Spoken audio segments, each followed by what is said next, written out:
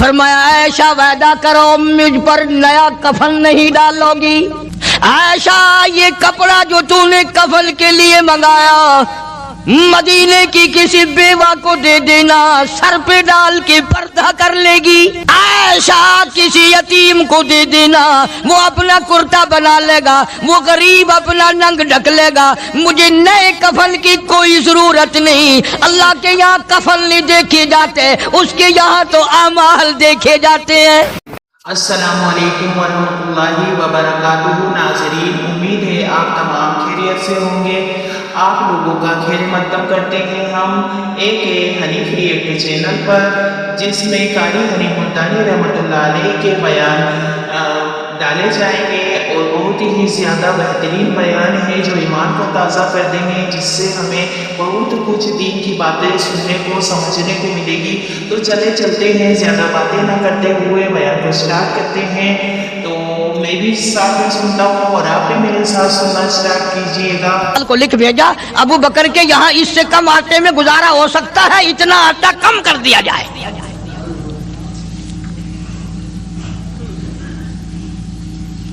تم کیا جانو ابو بکر کون ہے؟ کبھی کسی بوڑھی نے، کبھی کسی بہو نے، کبھی کسی نے دھی نے کہا کہ آؤ آج ابو بکر صدیق کی نیاز پکاتے ہیں۔ نظر اللہ نیاز حسین، نبی کے یار کا نام نہ لینا کبھی بھی۔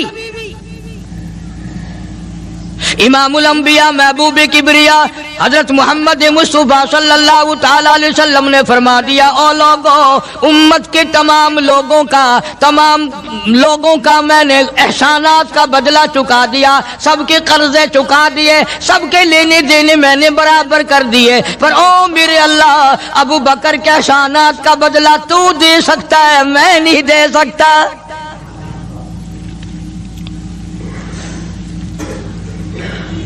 سارا گھرانہ بڑا عجیب ہے، گھر کا گھر بڑا عجیب ہے۔ ہجرت فرما کر تشریف لے گئے نبی کریم سب کا جو صلی اللہ علیہ وسلم کی ذات اقدس کے ساتھ تشریف لے گئے۔ صدیق اکبر کا والد زندہ ہے، ابو قحافہ بوڑھا ہے، آنکھوں سے نابینا ہے، ابھی ایمان نہیں لایا ہجرت والی رات تک، بعد میں لایا ہے۔ لاٹھی کے سہارے گھر آیا، پتہ تو چل گیا نا کہ رات چلا گیا نبی کے ساتھ میرا بیٹا، اور آ کے پوتیوں کو کہنے لگا، کیوں اسما جی دادا جان، میرا تو اپنا خیال یہ ہے کوئی ٹیڈی، کوئی پیسہ، کوئی کپڑا، کوئی غلہ تمہارے لیے نہیں چھوڑ کے گیا ہوگا۔ باوجود کافر ہوتے ہوئے اس وقت تک ابو بکر کا والد مسلمان نہیں، لیکن جانتا ہے کہ میرے بیٹے کو نبی کی اتنی محبت ہے، وہ اتنا قربان ہے، وہ اتنا پروانہ ہے، اور اس قدر جانثار ہے، کوئی شے گھر میں نہیں چھوڑ کے گیا ہوگا۔ سیدہ اسماء رضی اللہ تعالی عنہ، چھوٹی سی بچی ہے صدیق اکبر کی، کہتی ہے کہ میں نے ایک ہیلا بنایا، ہمارے یہاں دیوار میں ایک آلہ سا میرے والد نے بنا رکھا تھا، اس میں پیسے رکھتے تھے، تو میں نے وہاں یہ مٹی کے ٹوٹے ہوئے برتنوں کے ٹھپ ڈال دیے اور اوپر کپڑا ڈال دیا، اور میں نے اپنے دادا سے کہا، نہیں دادا جان، اب کے تو ابا جی نے حد کر دی، بہت سارا مال ہمارے لیے چھوڑ کے گئے ہیں۔ انہوں نے کہا، بیٹی میرا یقین نہیں پڑتا، وہ نبی کے بغیر ایک پیسہ تو کیا وہ اپنی جان پیچھے رکھنے کو تیار نہیں۔ انہوں نے کہا، نہیں دادا ذرا آؤ تو صحیح۔ کہتی ہیں کہ میں نے اپنے دادا کا یوں ہاتھ پکڑ کے، دکھتا تو تھا نہیں، اس کپڑے کے اوپر پھیر دیا کہ دیکھیے یہ آلہ ہے نا، یہ تاک ڈالا کہ سب بھرا پڑا ہے۔ یہ کہنے لگا، اچھا بہت اچھا کیا، تمہارا گزارا ہو جائے گا، مجھے بڑا فکر تھا، مجھے بہت پریشانی تھی، اب میں بے فکرہ ہو گیا کہ تمہارے لیے تمہارا ابا کھانے پینے کے لیے تو چھوڑ گیا۔ سیدہ اسماء کہتی ہیں، حالانکہ جس وقت میں نے یہ کارروائی کر کے دکھائی، ہم 2 دن کے بھوکے تھے۔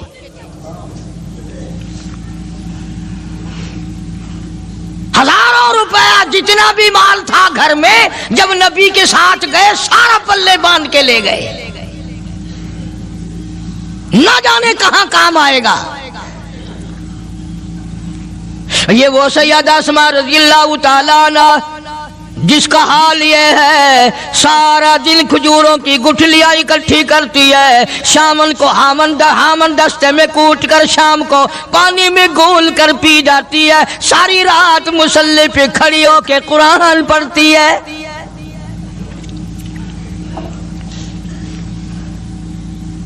عجیب قسم کا گھرانہ ہے صدیق اکبر رضی اللہ تعالیٰ عنہ کا۔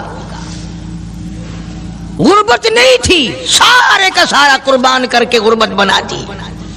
نہیں دیکھا آل کو، نہیں دیکھا مال کو، نہیں دیکھا اپنی جان کو، سب کچھ قربان کر دیا۔ امام الانبیاء محبوب کبریا حضرت محمد مصطفیٰ صلی اللہ تعالی علیہ وسلم نے اس قدر رفاقت جوڑی، اس قدر یاری بنائی کہ کبھی بھی الگ نہیں ہوئے۔ آج تم قرآن پڑھتے ہو، قاری حنیف قرآن پڑھتا ہے، کیا اثر ہوگا کسی پہ؟ جناب ابو بکر صدیق رضی اللہ تعالیٰ عنہ مکہ مکرمہ میں نماز کی نیت باندھ کر قرآن کریم کی تلاوت کرتے ہیں۔ علماء نے لکھا ہے کہ پہاڑ بھی ہلنے لگ جاتے تھے، اور کافروں نے نبی پاک سب کا جو صلی اللہ علیہ وسلم سے شکایت کی کہ اپنے ابو بکر کو کہو یہ رات کو قرآن زور سے نہ پڑھے، ہمارے بیوی بچوں پہ اثر ہوتا ہے، ہمارے بچے مسلمان بننے کے لیے تیار ہو جاتے ہیں، ہماری عورتیں قرآن سن کر کفر چھوڑ کر مسلمان بننے کو تیار ہو جاتی ہیں، ابو بکر سے کہو یہ آہستہ قرآن پڑھا کرے۔ یعنی اس کی زبان میں اس قدر تاثیر تھی اور اس قدر اللہ تبارک و تعالیٰ نے خوف رکھا تھا، جو صدیق کی زبان سے قرآن سنتا تھا مسلمان بننے کے لیے تیار ہو جاتا تھا۔ آج ہم قرآن پڑھیں، حدیث پڑھیں، کچھ بھی پڑھیں، اثر نہیں ہوتا۔ کیسے ہو؟ ہمارے یہاں دلوں میں جگہ ہو جبھی تو بات بنے۔ اس لیے قرآن کریم کہتا ہے کلا بل ران علی قلوبہم ما کانوا یکسبون، گناہ کرتے کرتے، حرام کھاتے کھاتے اس قدر دل کالے ہو گئے، اب قرآن کے لیے، دین کے لیے، ایمان کے لیے گنجائش کوئی نہیں، اندر گنجائش ختم ہو گئی، سارا دل بھر گیا۔ فرمایا کلا انہم عن ربہم یومئذ لمحجوبون، ہرگز ایسا نہیں، جو لوگوں کا خیال ہے دین ان کے خیالات پہ نہیں چل سکتا۔ جناب ابو بکر صدیق رضی اللہ تعالیٰ عنہ بیمار ہیں، آخری وقت قریب ہے، اللہ اللہ۔ سیدہ عائشہ صدیقہ رضی اللہ تعالیٰ عنہ کے ہاتھ میں نیا کپڑا دیکھا، بیٹی کے ہاتھ میں نیا کپڑا دیکھا، صدیق اکبر رضی اللہ تعالیٰ عنہ نے فرمایا بیٹی یہ کپڑا کیسا ہے؟ عرض کی ابا جان کفن کے ارادے سے منگوا لیا ہے، نہ جانے کس وقت ضرورت پڑ جائے گی، مجھے خطرہ ہے، اندیشہ ہے، آپ کا آخری وقت ہے، میں نے کفن کے لیے کپڑا منگا لیا ہے۔ اللہ اکبر۔ ناراض ہوئے، فرمایا عائشہ وعدہ کرو مجھ پر نیا کفن نہیں ڈالو گی۔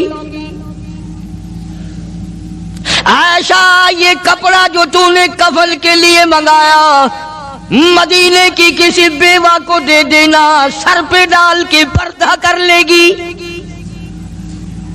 عائشہ کسی یتیم کو دے دینا، وہ اپنا کرتا بنا لے گا، وہ غریب اپنا ننگ ڈھک لے گا، مجھے نئے کفن کی کوئی ضرورت نہیں۔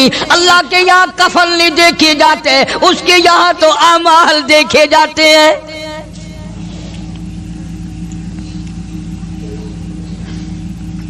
حضرت عائشہ رضی اللہ تعالیٰ عنہ نے اصرار کر دیا، ابا اجازت دے دو، اب تو میں نے منگا لیا ہے، اب تو میں نے منگا لیا ہے، دنیا کیا کہے گی؟ وقت کا حکمراں، وقت کا بادشاہ، نبی کا جانشین کو کفن بھی نہیں ملا۔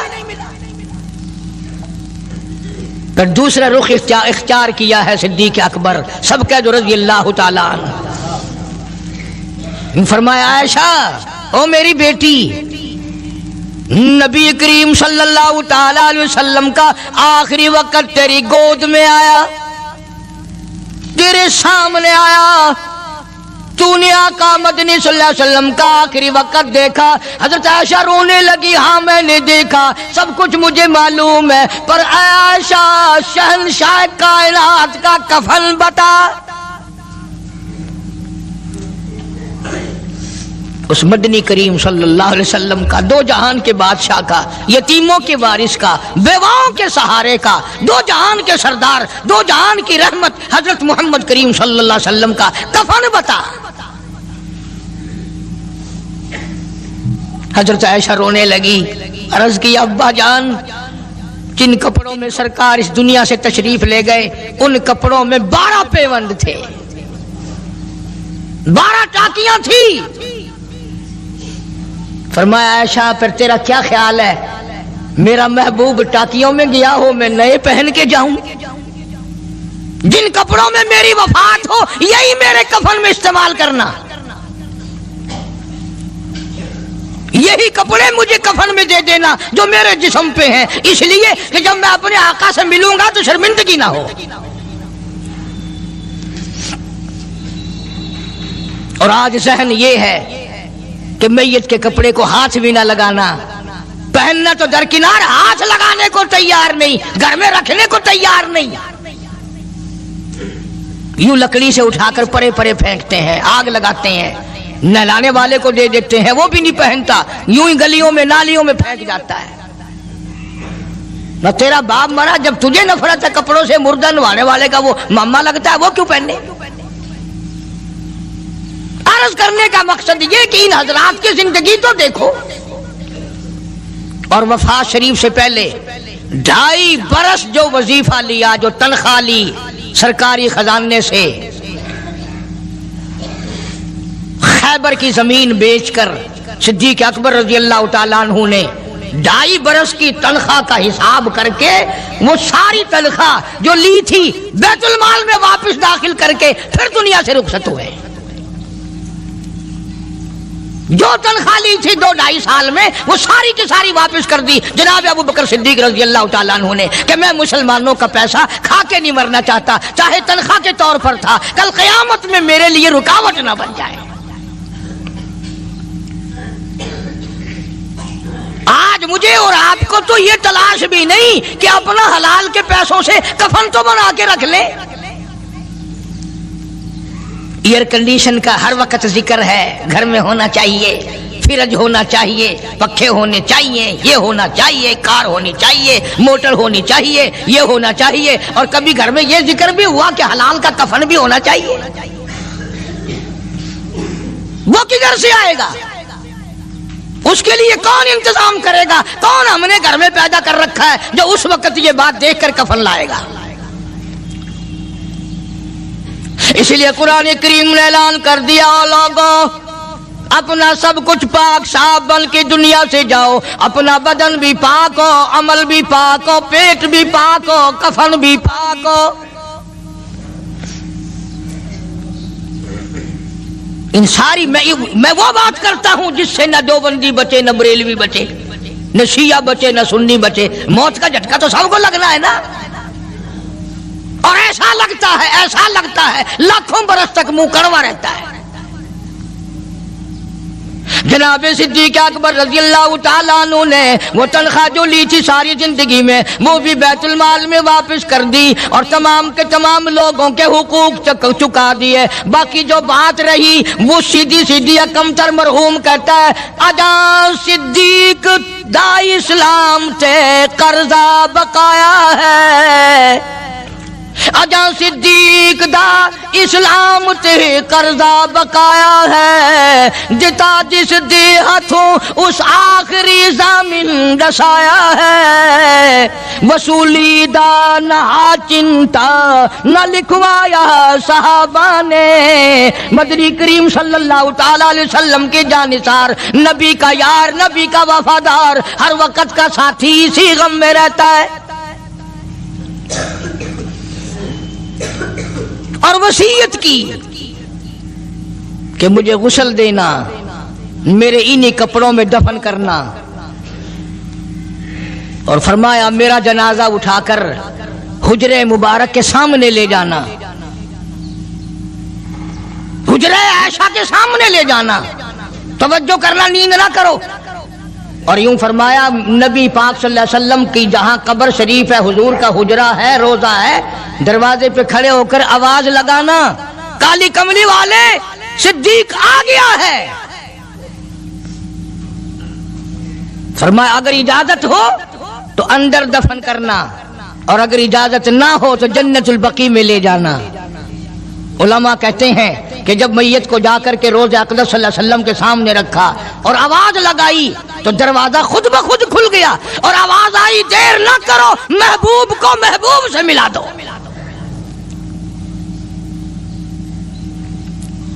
کیا شان ہے ان لوگوں کی، کیا عظمت ہے ان لوگوں کی، ساری زندگی اس محبت میں، عظمت میں، اکرام میں گزاری جو اس کائنات میں کوئی اس قدر اکرام کر نہیں سکتا۔ مدینہ پاک میں ایک وقت ایسا بھی آیا کہ دشمنوں نے مدینے کے گورنر کو گانٹھ لیا، اس کو رشوت دی، پیسے دیے، اور کہا کہ ہمیں اجازت ہونی چاہیے، ہم روضہ اقدس کو کھود کر ابو بکر صدیق اور فاروق اعظم کی لاشیں نکالنا چاہتے ہیں یہاں سے۔ چنانچہ حاکم وقت نے پیسے کھا کر اجازت دے دی۔ شمس الدین سراج ایک بزرگ ہے جو اس وقت مدینہ پاک یعنی روضے کے متولی ہیں، مسجد نبوی کے متولی ہیں، گنبد خضرا صلی اللہ علیہ وسلم کے محافظ اور نگہبان ہیں۔ وہ فرماتے ہیں کہ رات آدھی جب گزری تو کنڈی کھٹکی مسجد کی، میں نے کنڈی کھول دی تو مجھے حکم ملا کہ تم خاموش رہو، اگر آواز نکالو گے سر اتار دیا جائے گا۔ ایک آدمی اندر داخل ہوا، دوسرا داخل ہوا، تیسرا آیا، کسی کے ہاتھ میں کسی، کسی کے ہاتھ میں گنتی، کسی کے ہاتھ میں ٹوکری، کسی کے ہاتھ میں تسلا مٹی اٹھانے والا، سب کے سب یوں لے کر داخل ہو رہے ہیں۔ اور مجھے یہ کہا گیا کہ یہ جو کچھ کرتے ہیں روکنا نہیں، کسی کو بتانا نہیں۔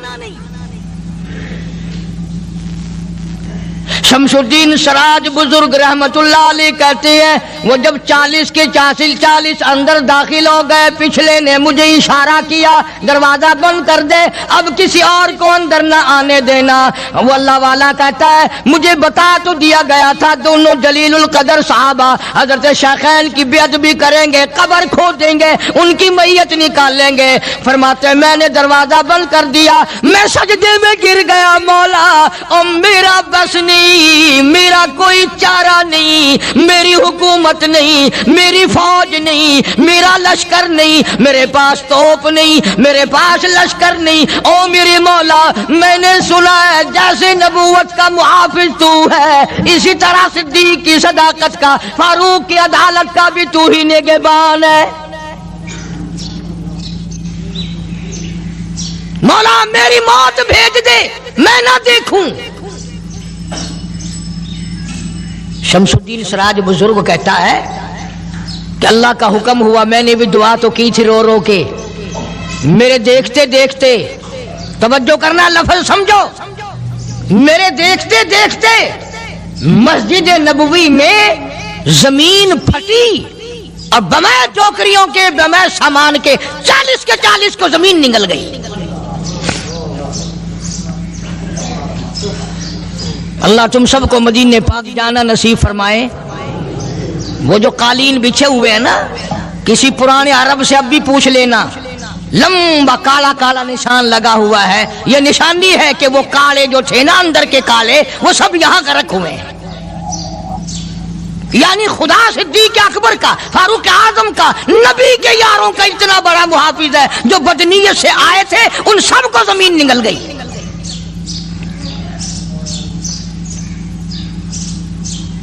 ایک اللہ والا کہتا ہے کہ میں نے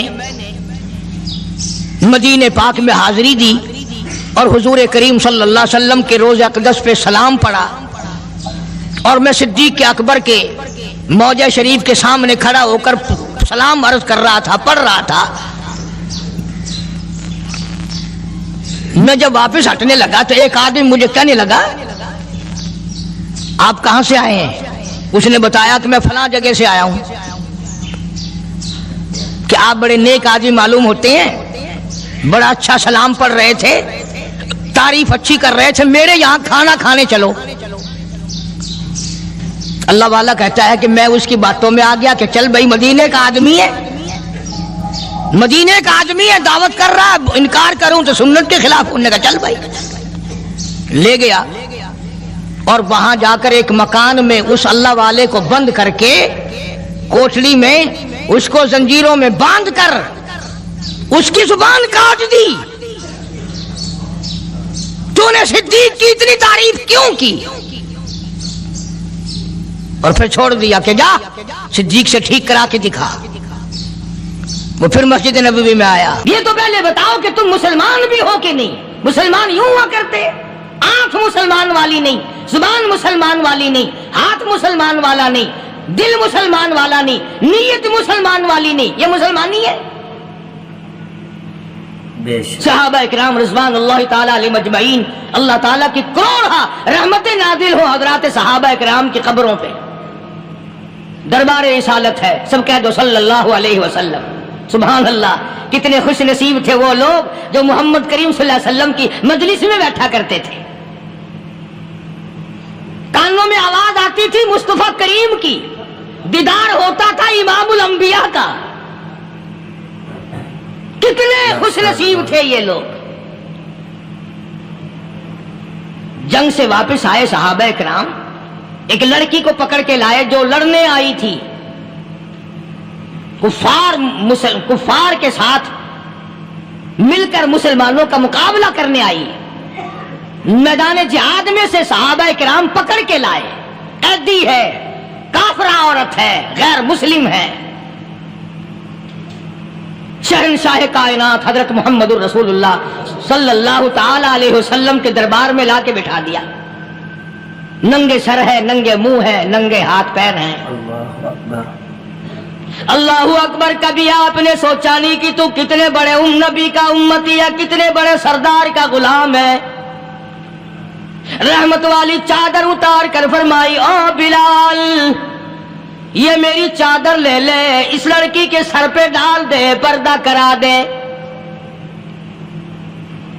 عرض کیا گیا کسی کافر کی لڑکی ہے، یہودی کی لڑکی ہے، عیسائی کی لڑکی ہے، غیر مسلم کی لڑکی ہے، میدان جہاد سے گرفتار کر کے لائی گئی، قیدی لڑکی ہے، لڑنے آئی تھی، مارنے آئی تھی، اسلام کی دشمن ہے، دین کی دشمن ہے، قرآن کی دشمن ہے، مذہب کی دشمن ہے، خدا اور اس کے رسول کی دشمن ہے۔ اللہ تعالیٰ کے نبی حضرت محمد کریم صلی اللہ علیہ وسلم نے فرمایا، او لوگو ٹھیک ہے، لڑکی کافر کی ہے، کفر کی حالت میں پلی ہے، کفر پھیلانے آئی ہے، کفر کو بچانے آئی ہے، اسلام کا مقابلہ کرنے آئی ہے، اسلام کو مٹانے کے لیے آئی ہے، پر اے میرے دیوانوں یہ تو بتاؤ، اپنے باپ کافر کے دربار میں بھی ننگے سر بیٹھے اور میں کالی کملی والے کے دربار میں بھی ننگی بیٹھے۔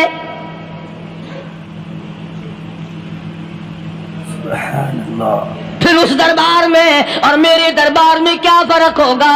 وہ کافر کا دربار ہے، یہ شہنشاہ کائنات کا دربار ہے، رحمت للعالمین کا دربار ہے، ساقی کوثر کا دربار ہے، شافی محشر کا دربار ہے، اللہ کے محبوب کا دربار ہے، آمنہ کے در یتیم کا دربار ہے، فاطمہ الزہرا کے ابا کا دربار ہے۔ اور بلال جلدی کر، میرے دربار میں کافر کی بیٹی آئے، میں اس کا بھی پردہ کروں گا۔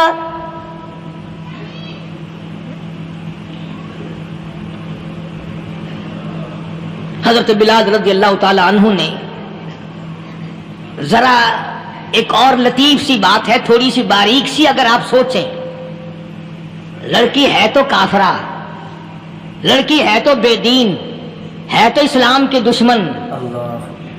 میں تو کئی مرتبہ سوچا کرتا ہوں کہ واہ لڑکی تیرا مقدر، ہے تو کافر کی بیٹی، خود بھی کافرہ ہے، مگر مقدر تو دیکھو، امام الانبیاء کی چادر سر پہ ڈالے بیٹھی ہے۔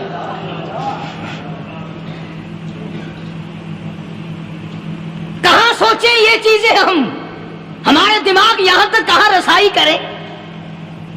میرا تو دل چاہتا اگر میں ہوتا اس کافر بیٹی کے ہی پاؤں دھو کر پی لیتا۔ تو ایڈی مقدروں والی، تو اینی خوش نصیب، ابھی ابھی قیدی بن کر آئی، ابھی ابھی ہاتھوں میں ہتکڑی تھی، اور ابھی ابھی سر پہ رحمت دو عالم کی رحمت والی چادر ہے۔ اور پھر آپ نے پوچھا اب تو کیا چاہتی ہے، کیا چاہتی ہے؟ اللہ اکبر، کہنے لگی میرے گھر پہنچا دو، میں اپنے گھر جانا چاہتی ہوں۔ دو نوجوان صحابہ کو بلایا، فرمایا کہ انسانی رشتے کا تقاضا ہے، لڑکی نے ہم سے پناہ مانگی اور اپنے گھر جانا چاہتی ہے، ہم نے اس کو معاف کر دیا، جاؤ گھر چھوڑاؤ۔ اب گھر پہنچانے کا مطلب یہ تو تھا نہیں کہ حسین گائی پہنچا دو، دولت گیٹ پہنچا دو، خدا جانے کتنی دور گھر ہوگا، لڑنے جو آئی تھی۔ یوں لکھا ہے علماء اکرام نے، ذرا توجہ کریں، اور سچی بات تو یہ ہے اپنے دامن میں بھی ہاتھ مار کے دیکھو کہ ہم کیسے ہیں۔ محمد الرسول اللہ صلی اللہ علیہ وسلم کے دو جوان دیوانے ساتھ ساتھ اس کے چلتے ہیں، ایک ادھر چل رہا ہے ایک ادھر چل رہا ہے، جنگل کا راستہ ہے، رات بھی راستے میں آئی ہے۔ نوجوان لڑکی کا بیان ہے، اپنے بھائی کو جا کے کہتی ہے یہ دونوں جوان میری ساتھ راستہ چلتے آئے، میری ساتھ سفر طے کرتے آئے، پر اے میرے بھائی جان، رب کائنات کی قسم مجھے تو یوں معلوم ہوتا تھا دونوں اندھے چل رہے، مجال ہے میری طرف نظر اٹھائی ہو۔ یہاں تو رکشے والے کا داؤ لگ جائے وہ بعد نہیں آتا، ٹانگے والے کا داؤ لگ جائے وہ بعد نہیں آتا، اور پیر صاحب تو اپنے یہاں سے خشک جانے کیسے دیں گے؟ کیوں جانے دیں؟ کیا مطلب؟ یہ شرافت ہے، یہ دین ہے، یہ اسلام ہے۔ مسلمان کی بیٹی کی عزت پہ ڈاکے ڈالنا، خدا کی قسم اگر اسلام کی حکومت ہو اور جس نبی کا تو نام لے کر جنت میں جانا چاہتا ہے، اگر نبی کا قانون زندہ ہو، قرآن کا قانون عدالت میں ہو، آنکھیں نکال دی جائیں۔ بے غیرت قوم، بے حیا اور بے شرم قوم، شرم نہیں آتی کہ زندگی کس طرح بسر ہوتی ہے۔ یہ کافروں کی بیٹیاں ہیں، یہ کسی یہودی کی بیٹیاں ہیں، چکلے چل رہے ہیں، بدماشی کے اڈے چل رہے ہیں، سب کو پتا ہے، افسروں کو پتا ہے، چھوٹے بڑوں لیڈروں کو پتا ہے۔ کون روکے؟ کس لیے روکے؟ سبحان اللہ۔ پھر یاد رکھو بات محمد کریم صلی اللہ علیہ وسلم کی، فرمایا جس ملک میں جس شہر میں زنا ہوگا، اللہ کے نبی نے فرمایا وہ جس دن برباد ہوگا آواز بھی نہیں آئے گی۔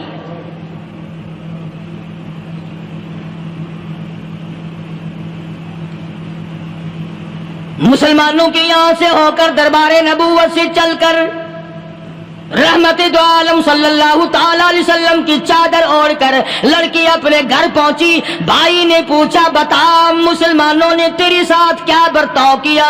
مسلمان تجھے پکڑ کے لے گئے تھے، اتنی خوبصورت ہے تو، ایسی حسینہ ہے، شباب تیرا، حسن تیرا، جمال تیرا، شکل و صورت نرالی، نقش نرالے، آنکھیں تیری نرالی، چہرہ تیرا نرالا، لب تیرے نرالے، قد و قامت تیری نرالی، حسن تیرا شان والا، جوانی شباب ہے، بتا مسلمانوں نے تیرے ساتھ کیا گزری؟ رونے لگی اور کہنے لگی تو میرا ماجایا بھائی ہے، پر میں کیا بتاؤں، زمین و آسمان کے مالک کی قسم، سمندروں کے پیدا کرنے والے کی قسم، درختوں کی پتے پیدا کرنے والے کی قسم، ان پہاڑوں اور زمین کے ذرات کو پیدا کرنے والے کی قسم، جو میری عزت کی حفاظت محمد کے غلاموں نے کی ہے، وہ تو ماجایا بھائی بھی نہیں کر سکتا۔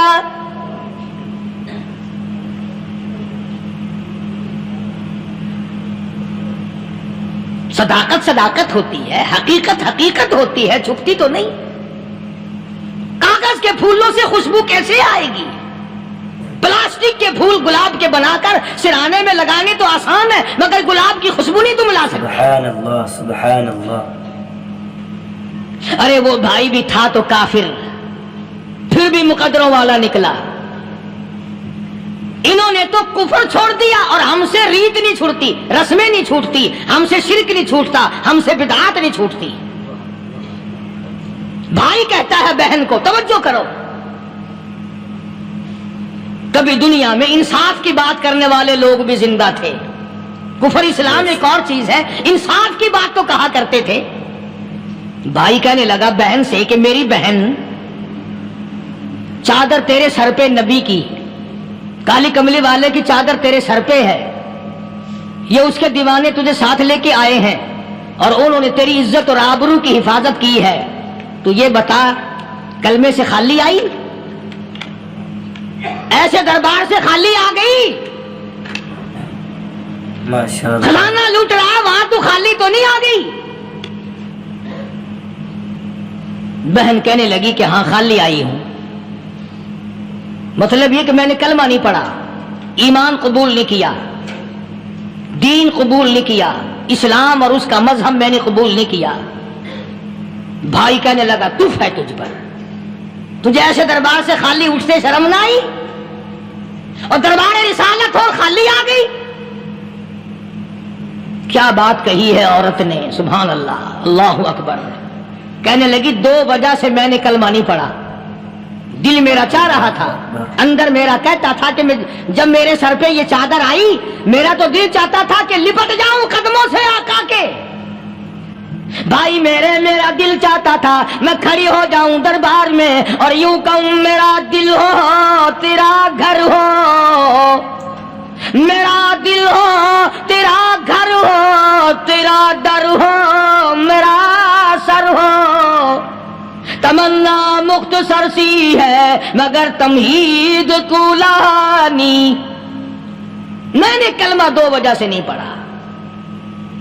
پہلی وجہ تو یہ کہ جب تو سنتا، تجھ تک یہ بات پہنچتی کہ میری بہن نے کلمہ پڑھ لیا، تو شاید تیرے دماغ میں یہ بات نہ آ جائے کہ میری بہن سے مسلمانوں نے زبردستی کلمہ پڑھوایا ہوگا،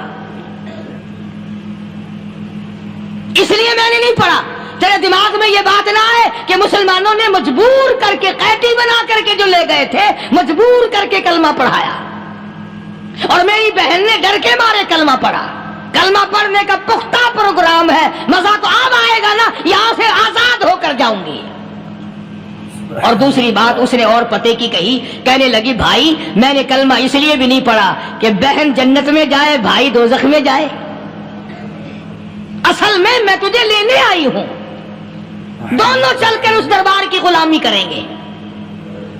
میں نے یہ خوف کھایا کہ میرا بھائی غصے میں آ کر کفر پر اور مضبوط نہ ہو جائے، اس لیے مجھے آنے کی کوئی ضرورت نہیں تھی۔ اور کہنے لگی او میرے بھائی وہ دربار کوئی واپس آنے کا تھوڑا ہی ہے، وہاں تو جو گیا قربان ہو گیا، جو گیا قربان ہو گیا۔ چلو چلتے ہیں دونوں بہن بھائی آ کر حضور اکرم صلی اللہ علیہ وسلم کے ہاتھ پہ کلمہ پڑھ کر مسلمان بن جاتے ہیں۔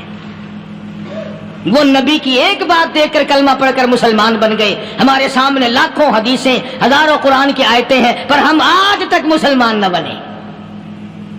اللہ اللہ، جب مرضی آئی نماز پڑھ لی، جب مرضی آئی زکات دے دی، جب مرضی آئی قرآن پڑھ لیا، جب مرضی آئی دین ایمان کر لیا، مرضی آئی چوری کر لی، مرضی آئی ٹھگی مار لی۔ اس کا نام دین نہیں ہے، اس کا نام ٹھگی اور فریب ہے۔ اس لیے قرآن کریم نے للکار کی کہا تأمرون الناس بالبر وتنسون انفسکم وانتم تتلون الکتاب۔ دوسروں کو اسلام کا نام لیتے ہو، دوسروں کے سامنے مسلمان بنتے ہو، حالانکہ تم کتاب پڑھتے ہو اللہ کی۔ افلا تعقلون، سوچتے کیوں نہیں ہو کہ تم کدھر چلے ہو؟ کیا پروگرام بنائے بیٹھے ہو؟ زندگی کا لاہ عمل یہ تو نہیں ہونا چاہیے جو تم نے بنایا ہوا ہے۔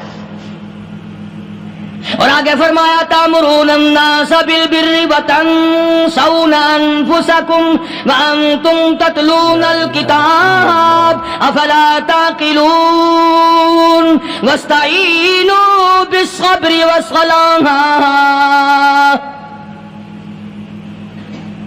اگر تکلیف آئے، پریشانی آئے، کوئی مصیبت آئے تو صبر اور نماز کے ساتھ قائم رہو۔ یعنی صبر نماز کے بغیر حاصل نہیں ہوگا، اور نماز قبول ہوگی تو صبر خود بخود آ جائے گا۔ چنانچہ اللہ والوں کی زندگی کا مطالعہ کرو، کتابیں اور حالات پڑھ کر کے دیکھو کہ انہوں نے ساری عمر میں ایک ایک نماز بھی ضائع نہیں ہونے دی، تمام عمر میں ایک ایک نماز ضائع نہیں ہونے دی۔ اور ہم لوگوں کی جوانی یوں ہی بیت جاتی ہے، جوانی یوں ہی گزر جاتی ہے۔ اسی کو کہتا ہے کہ کچھ نہ پرواہ کی میرے دین کی، آج میں تمہاری پرواہ کیسے کروں؟ وَإِنَّهَا لَكَبِيرَةٌ إِلَّا عَلَى الْخَاشِعِينَ۔ اللہ پاک خود فرماتے ہیں کہ نماز بھاری نہیں، نماز مشکل نہیں، نماز پڑھنا کوئی تکلیف نہیں، مگر ان لوگوں کے لیے، ان لوگوں پہ کوئی مشکل نہیں جو اللہ سے ڈرنے والے ہیں، اللہ کے خوف کو دل میں بسانے والے ہیں، جن کا یقین ہے کہ موت آئے گی اور اللہ کے یہاں جا کر کے میں نے منہ دکھانا ہے، ایک دن خبر میں جانا ہے، حشر نشر نے بھی آنا ہے، قیامت نے بھی آنا ہے، جس کا ان تمام چیزوں پہ یقین ہے۔ اللہ فرماتے ہیں الا علی الخاشعین، ڈرنے والے کے لیے تو کوئی چیز نہیں، اور جو نہیں ڈرتا اس کے لیے تو پہاڑ ہے نماز پڑھنا۔ صحابہ کرام نے تو ایسی ایسی نمازیں پڑھی۔ صحابی ہے مدنی کریم صلی اللہ علیہ وسلم کا، اپنے باغ میں نماز پڑھ رہا ہے، گنجان باغ ہے کھجوروں کا باغ پکا کھڑا ہے، صحابی نماز پڑھ رہا ہے۔ ایک پرندہ کبھی ادھر سے آتا ہے کبھی ادھر جاتا ہے، گنجان باغ ہے، وہ نکلنا چاہتا ہے، پرندے کو راستہ نہیں ملتا، تو دوران نماز صحابی کی نظر پرندے پہ لگ گئی۔ دوران نماز صحابی کی نظر، وہ پھڑک پھڑک جو کرتا تھا نا کبھی ادھر کبھی ادھر، صحابی کی نظر پرندے پہ لگ گئی، نماز میں بھول گیا۔ بس اتنی سی بات ہوئی، آیا دربار رسالت میں اور کہنے لگا یا رسول اللہ وہ سارا باغ لے کر اسلام میں وقف کر لو، جس باغ کی وجہ سے میری نماز خراب ہو جائے میں وہ باغ ہی نہیں رکھتا۔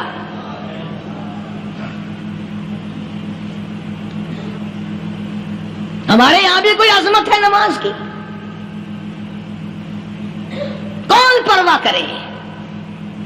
ان لوگوں کے یہاں تمام کا تمام نظام دین کا اپنا بنایا ہوا نہیں، جو دربار رسالت صلی اللہ علیہ وسلم سے نظام ملا نماز کا، انہوں نے صحیح معنوں میں وہ قائم کیا۔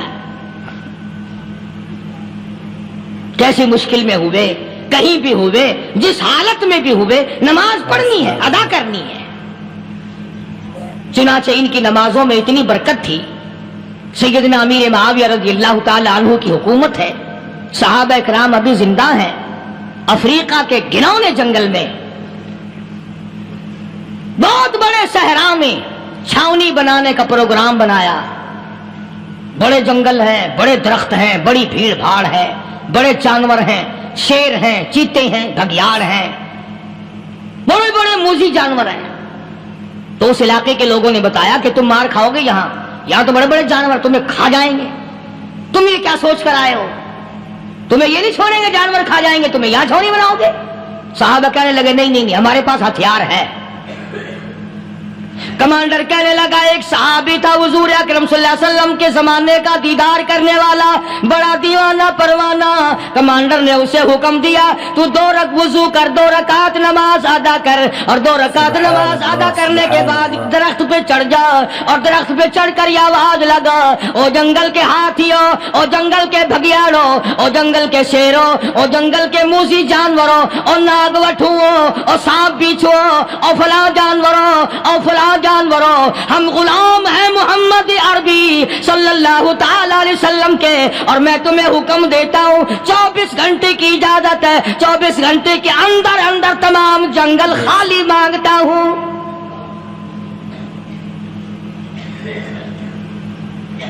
ماشاء اللہ نافذ کر دیا حضور کے غلام نے، ہاتھیوں پہ، جانوروں پہ، چیتوں پہ، بھگیاڑوں پہ، شیروں پہ۔ اور اعلان کا رخ دیکھیں آپ، کہا کہ 24 گھنٹے کے بعد جو ملے گا اسے قتل کر دیا جائے گا۔ اب اگر ہم میں سے وہاں کوئی ہوتا، کہتے ہو بڑے پاگل ہیں بھائی، کس سے باتیں کر رہے ہیں؟ ہاتھیوں سے باتیں ہو رہی ہیں، چیتے اور شیروں سے باتیں ہو رہی ہیں، بھگیاڑوں سے گپیں ہو رہی ہیں، ले जाओ पागल खाने में। मगर ये बात नहीं, सहाबा जानते थे शेर भी उसकी मखलूक है, चीता भी उसकी मखलूक है, बघियाड़ भी उसकी मखलूक है, हाथी भी उसकी मखलूक है, और हम उसके दीवाने हैं, हम उसके बंदे हैं। जब उसका ही हुक्म नाफिज करने के लिए हम निकले हैं, अब हमारे सामने कोई चीज ठहर नहीं सकती। तारीख शाहिद है, गैबन मौर्रिख अंग्रेज लिखता है, अमेरिका का बहुत बड़ा प्रोफेसर तौर आंद्रे अंग्रेज मौर्रिख लिखता है कि सहाबी की ये बात सुनकर जंगल में खलबली मच गई, जानवरों में शोर मच गया, चीते बघियाड़ और तूफान मच गया। शोर मचाते हुए तमाम के तमाम ने जंगल खाली कर दिया। मुसलमान, जब तेरे अंदर ईमान था, जब तेरा कुरान पे ईमान था, जब तेरा नबी पाक सल्लल्लाहु अलैहि वसल्लम पे ईमान था, जब तेरा हुजूर की रिसालत पे ईमान था, जब अल्लाह की तौहीद पे तेरा ईमान था, और तेरा मुकाबला शेर नहीं कर सकता था, तेरा मुकाबला चीता नहीं कर सकता था। आज ईमान पल्ले है नहीं, आज तू डर के मारे मर रहा है, मर रहा है, मर रहा है और मरेगा। अल्हम्दुलिल्लाह। एक सहाबी जंगल में रास्ता भूल गया और भूल कर और ज्यादा सहरा में जंगल में निकल गया। देखता क्या, सहाबी सामने से शेर आया। सहाबी ने तो शेर को देख लिया और शेर ने सहाबी को देख लिया। अब शेर हमला कर रहा, करने का इरादा कर रहा है, सामने है। अल्लाहु अकबर, अल्लाहु अकबर। सहाबी ने ललकार कर आवाज दी, और जंगल के शेर, ओ जंगल के शेर, क्या तू उन आंखों को चीरने का इरादा करता है जो आंखें मोहम्मद करीम सल्लल्लाहु अलैहि वसल्लम के चेहरे अनवर का दीदार कर चुकी है? उन आंखों को फाड़ेगा, उस चेहरे को फाड़ेगा जिसने हुजूर सल्लल्लाहु अलैहि वसल्लम का एक दफा नहीं बार बार दीदार किया है। तारीख शाहिद है, शेर झुका, सहाबी के करीब आया और यूं लिखा है कि आगे बढ़कर सहाबी के पांव चाटने लगा, पैर चाटने लगा और जुबान हाल से यूं कहने लगा, अगर तू उनका गुलाम है तो मैं उनके गुलामों का गुलाम हूं। ये जो तुम्हें कहते फिरते हैं ना, गुलाम है, रसूल के गुलाम है, गुलाम है, गुलाम है, रसूल के गुलाम है, शक्ल पे देखना 12 बजे हुए मिलेंगे। बिल्कुल झूठ। शक्ल नहीं गुलामों वाली, अखलाक नहीं गुलामों वाला, अमाल नहीं गुलामों वाले, अकायद नहीं गुलामों वाले, सीरत नहीं गुलामों वाली, लिबास नहीं गुलामों, और गुलाम काहे का? बाजारों में फिरते हैं ना, जुलूस निकालते हैं, गुलाम है, रसूल के गुलाम है। इस गली से निकले, आओ यार बड़ी अच्छी फिल्म लगी, वहां चलते हैं। अब गुलाम फिल्म में जा रहे हैं, अब गुलाम बदमाशी करने चले हैं। तो सहाबी ने जब आवाज दी, शेर ने झुककर सहाबी के पांव चाटे, और यूं लिखा मुअर्रिखीन ने कि बज़ाहिर यूं कहने लगा कि तू तो रास्ता भूल गया, दुम हिलाता हुआ चला, सहाबी को रास्ते में छोड़ के गया। और मुअर्रिखीन ने यहां तक लिखा है कि जब सहाबी से शेर वापिस होने लगा तो भड़बड़ा रहा था,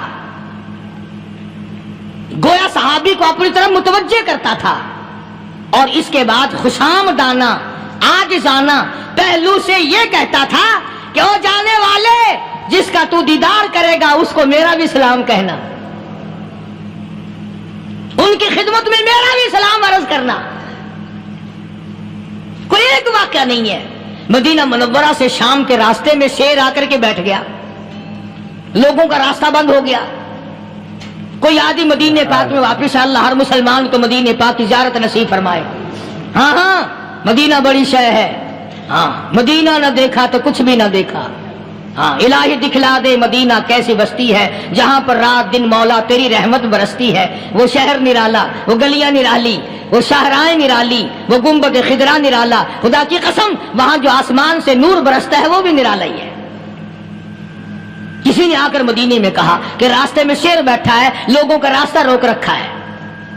अब्दुल्लाह बिन उमर रज़ियल्लाहु ताला अन्हु, सूफी सहाबी, कोई ऐसा बहादुराना काम करने वाला भी नहीं, लाठी नहीं मांगता, तलवार नहीं उठाता, नेजा नहीं उठाता, तीर नहीं लेता, गोली का सामान नहीं, تیر و تلوار کا سامان نہیں، کوئی چیز نہیں، بے دھڑک بے جھجک جا کر شیر کا کان پکڑ کے مروڑ کے صحابی کہتا ہے تجھے کس نے اجازت دی حضور کے غلاموں کا راستہ روکنے کی؟ تجھے شرم نہیں آتی؟ تو سرکار مدینہ کے غلاموں کا راستہ روکے بیٹھا ہے۔ تاریخ شاہد ہے، دم ہلاتا ہوا جنگل کو بھاگ گیا۔ اور آج اولاد ہمارے کہنے کی نہیں، شیروں کو تو کیا منائیں گے، اولاد نہیں مانتی، بیوی نہیں مانتی، کچھ اپنا بھی قصور مانو نا، کچھ گڑبڑ ہے نا اندر۔ اختر شیرانی نے بڑی عجیب بات کہی، اسی کو کہتا ہے کہ یہ عذر امتحان ہے، جذبہ دل کیسا نکل آیا، یہ عذر امتحان ہے، جذبہ دل کیسا نکل آیا، میں الزام ان کو دیتا تھا، قصور اپنا نکل آیا۔ گریبان میں جا کر دیکھو، ٹٹول کر کے دیکھو، اپنی نیتوں کو ہاتھ مار کے دیکھو، اپنے عقیدے کو ٹٹول کے دیکھو، اپنے ایمان کو تلاش کر کے دیکھو، اپنی نظروں سے پوچھو، اپنی زبان سے پوچھو، اپنے پیٹ سے پوچھو، تیرے اندر کیسی روزی جا رہی ہے؟ کیوں کر ہم کامیابی سے ہمکنار ہوں؟ یہ خلقت پھر ہمارے لیے غیر کیوں نہ بنے؟ یہ سارا جہان ہمارا دشمن کیوں نہ بنے؟ صحابہ تو ایسے بے دھڑک تھے، کسی شہنشاہ کی پرواہ نہیں کیا کرتے تھے، کسی شہنشاہ کی پرواہ اللہ والے نہیں کرتے تھے۔ تم تو بڑے پیروں کو ماننے والوں، پر جو میں بات بتاؤں گا پیر کی وہ نہیں مانو گے۔ مجدد الفسانی سرہندی سب کہہ دو رحمت اللہ علیہ، نقشبندی خاندان کے سربراہ ہیں، بہت بڑے بزرگ ہیں، پکڑ کر کے لے گئے حکومت والے، بادشاہ کو سجدہ کرانا ہے، بادشاہ کو سجدہ کرانا ہے۔ وہ کائے کا سجدہ کرتے تھے؟ وہ کسی سے ڈرتے ہی نہیں تھے، اللہ والا کسی سے ڈرا ہی نہیں کرتا۔ تو یوں سنا کہ انتظام کیا گیا کہ دربار کے قریب جا کر ایک دیوار بناؤ، اس میں ایک چھوٹی سا روشن دان دریچہ موری لگاؤ، جس میں سے جھک کر بندہ اندر داخل ہو، تاکہ ایک دفعہ جھک جائے صحیح، یہ پیر، یہ درویش، یہ قلندر، یہ ولی، یہ مولوی جو اکڑا ہوا ہے اسے جھکا لو جس طرح سے بھی ہو سکے۔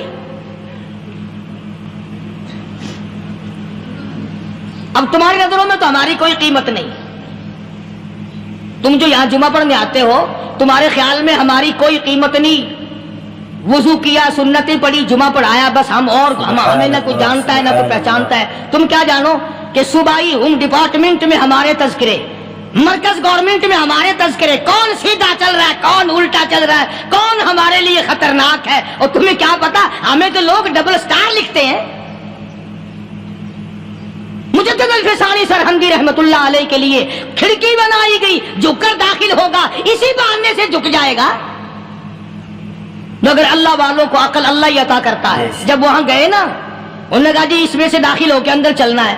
مجدد صاحب نے پہلے دونوں پیر داخل کیے، بجائے یوں جھک کر داخل ہونے کے یوں لمبے ہو کے داخل ہوئے، پیر اندر پہلے داخل کر لیے، یعنی اور بے ادبی کی کہ پیر پہلے لے، میرے پاؤں ہے تیرا سر ہے، لاؤ ملاقات کر۔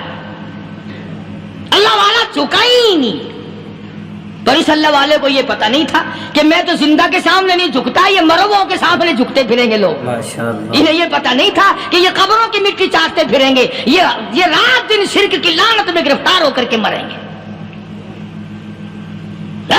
لگے ہوئے ہیں میلے، بھر بھر کے خلقت جا رہی ہے، پھوڑے پھنسی کا علاج ہوگا، بیماریوں کا علاج ہوگا، پانی چشمے کا پی آؤ، پانی چشمے کا پی آؤ۔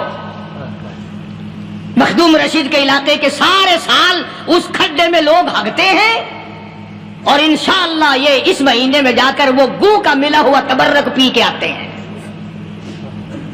بڑا بہترین تبرک ہے وہ۔